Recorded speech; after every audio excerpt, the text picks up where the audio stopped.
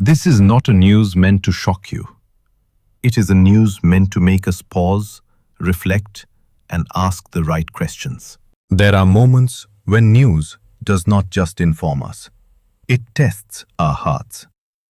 Recently released documents connected to the Jeffrey Epstein case contain emails that mention the shipment of pieces associated with the kiswa of the Kaaba, the sacred cloth that covers the house of Allah in Mecca, to the United States. For Muslims, the Kaaba is not a symbol. It is the Qibla of our prayers, the center of our worship, and the place sanctified by Allah Himself. The kiswa is treated with deep reverence and dignity, and anything connected to it carries immense spiritual weight. This report raises serious concerns, not to provoke outrage, but to seek truth, accountability, and clarity. What is documented will be shared carefully. What is unclear will not be assumed, and what is sacred will be spoken of with respect. This is not about attacking Islam, nor is it about speculation. It is about understanding what the documents actually show and asking the questions that matter, with wisdom and restraint. In newly released documents connected to the Jeffrey Epstein case, a disturbing and controversial detail has emerged. Emails describing the shipment of sacred cloth linked to the Kaaba in Mecca to Epstein's residence in the United States. According to the correspondence, dated February and March 2017, 3 textile pieces connected to the kiswa, the black gold-embroidered cloth that covers the Kaaba, Islam's holiest site, were shipped from Saudi Arabia to Florida. The emails show that the shipment was arranged by Aziza Al-Ahmadi, a businesswoman reportedly based in the UAE and Saudi Arabia, working with a man named Abdullah Al-Mari. Logistics included invoicing, customs clearance, and air freight coordination, with British Airways reportedly handling transport. The 3 pieces described in the emails were: 1. One cloth taken from inside the Kaaba. 2. One from the outer covering that had been used. 3.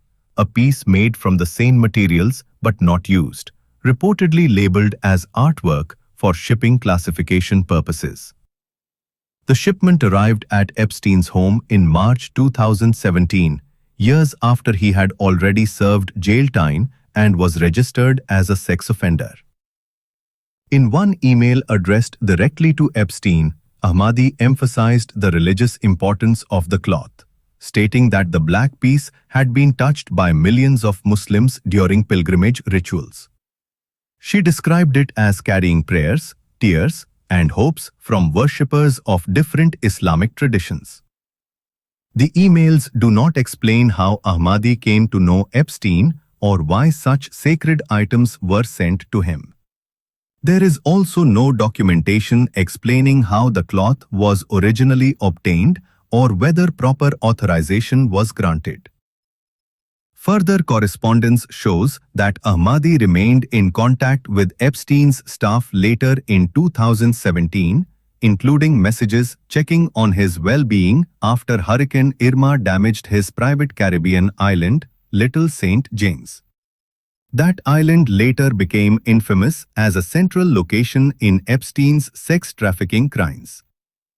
In another exchange, Epstein's longtime assistant Leslie Groff reportedly sent Ahmadi a DNA testing kit, though the purpose of this remains unclear. The released emails show very limited direct communication between Epstein and Ahmadi, with most interactions going through his staff. Separately and importantly, some recently released memos have included unverified claims suggesting Epstein had links to intelligence agencies. These claims have not been proven in court and should be treated as allegations, not established facts. As Muslims, our response to troubling news must be guided by taqwa, justice, and patience. The documents raise questions that deserve answers about how sacred items are handled, who is entrusted with them, and how accountability is enforced. But Islam teaches us not to rush to judgment and not to spread claims beyond what is proven. What remains unchanged is this: the sanctity of the Kaaba is untouched by human wrongdoing. Its honor comes from Allah, not from cloth, nor from those who misuse it. At the same time, trust over sacred responsibilities is an amana, and amana demands accountability. We ask Allah for truth without fitna, justice without injustice, and protection for what is sacred. May Allah guide us to wisdom, safeguard His sacred places, and grant dignity to those harmed by the crimes connected to this case.